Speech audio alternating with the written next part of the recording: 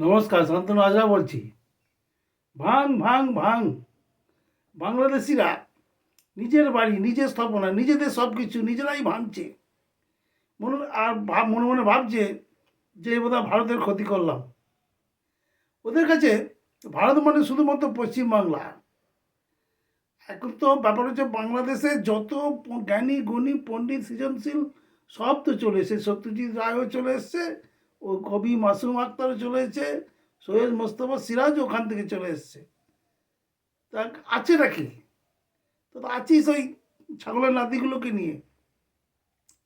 এবার যখন ওরা নিজেদের স্থাপনাগুলো ভাঙে, ওদের দেশে শান্তিরক্ষী ভাবে এ তো কুতুব মিনার ভাঙছে, হাওড়া স্টেশন, হাওড়া ব্রিজ ভাঙছে, এমন আনন্দ করে দেখে, উপভোগ করে।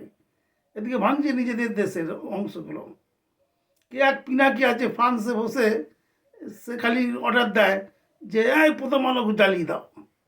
আরেকজন আছে ইলিয়াস, কি ইলিয়াস, সেও লন্ডনে থাকে, সেও সমান অর্ডার দিচ্ছে শাহজালাল বিমানবন্দর ঘুরিয়ে দাও।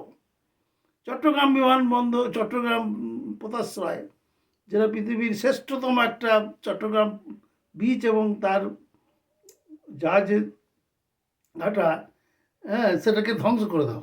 করছেও হয়তো। শাহজালাল বিমানবন্দর এখনো ধ্বংস করেনি, সুযোগ পায়নি।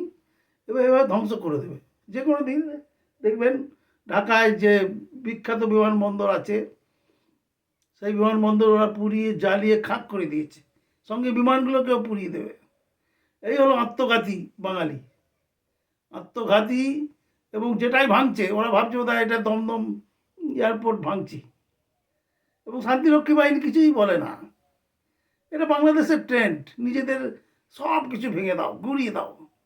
খাবি কি, থাকবি কি, নিজের বাড়ির মা বোনের ইজ্জত রাস্তায় লুটিয়ে দাও। এক অদ্ভুত মানসিকতা, এই অদ্ভুত একটা বিকৃতি। এই বিকৃতিটা দেখা গিয়েছে ওদের জুলাই বিপ্লবের পর থেকে। আহা, কি বিপ্লব হয়েছে! মা বোনের ইজ্জত লুটিয়ে দিয়ে দেশে বিপ্লব করেছে। তবে এর একটা বিচার আছে।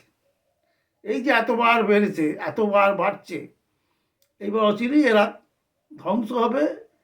দেশের মধ্যে ভালো লোক আছে এখনো, দেশের মধ্যে ভালো লোক নেই, তারা জানে না যে প্রথম আলোকে যে জ্বালিয়ে দিল।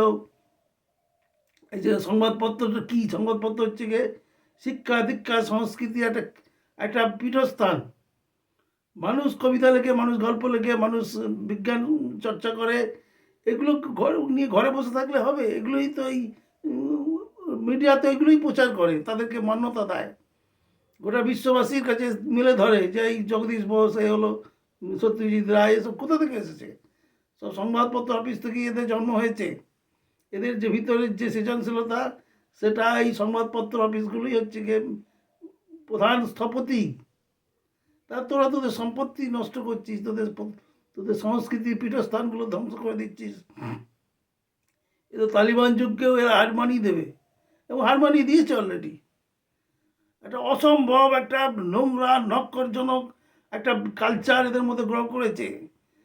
লক্ষ লক্ষ বাংলাদেশি যুবক রাস্তায় নেমে পড়ছে, এবং তাদের পরনের বেশভূষাও দেখে মনে হচ্ছে যে ভালো, এবং তারা তারা যে খুব একটা কাঙালিত তো দেখে মনে হচ্ছে না।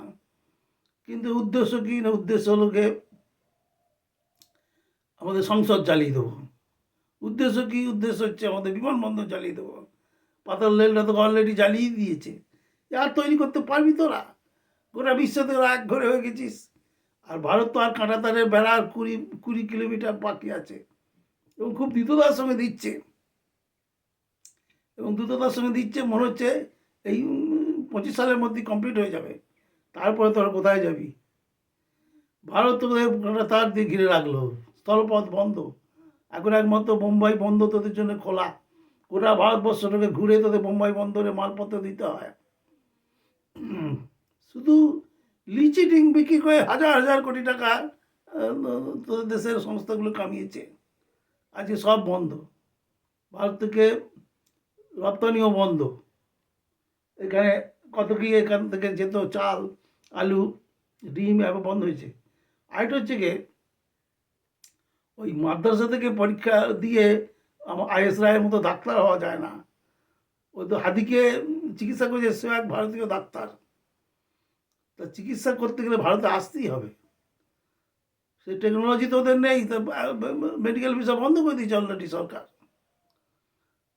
আকাশপথও ভারতের হাতে, আর জলপথ তার ওটাকে কি বলে নোটাম জারি করে দিয়েছে জলপথে। যে কোনো জাহাজ, যে কোনো নৌকা গেলেও ভারতের পারমিশন নিতে হবে, ভারত যখন তখন সাহায্য করতে পারবে।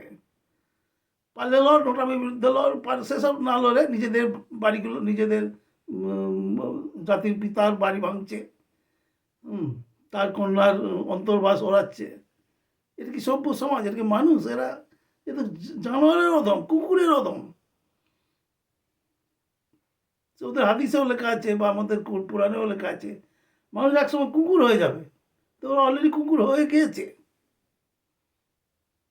এদেরকে এখান থেকে আর থামানো যাবে না, এবং অলরেডি থামানো শুরু হয়েছে যা দেখতে পাচ্ছি। কারণ কিছু চ্যাংড়া ছেলের জন্যে গোটা দেশটা মুক্ত হয়ে পড়বে।